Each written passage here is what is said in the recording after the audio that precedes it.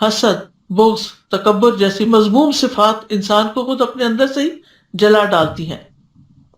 ابن عربی کہتے ہیں کہ جو دل بغض کرنے والا، حسد کرنے والا، خود پسند اور متکبر ہو، وہ سلامتی والا دل ہو ہی نہیں سکتا۔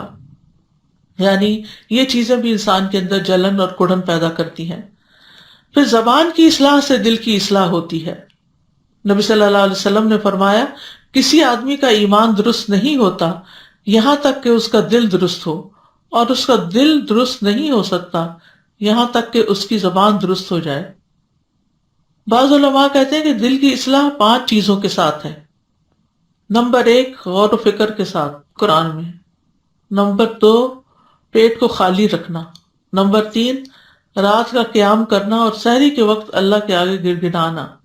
اور پھر نمبر 4 نیک لوگوں کی مجلس اختیار کرنا۔ نمبر 5 حلال کھانا کھانا۔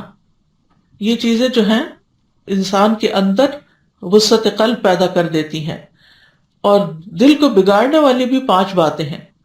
ابن القیم رحمہ اللہ کہتے ہیں کہ دل کو بگاڑنے والے 5 امور ہیں۔ نمبر 1 لوگوں سے زیادہ گھل مل کر رہنا، ہر وقت سوشلائزنگ۔ نمبر 2 خواہش پرستی، یعنی ہر وہ کام کر لینا جس کا دل چاہ رہا ہو۔ اور پھر اللہ کے غیر سے دلی تعلق رکھنا۔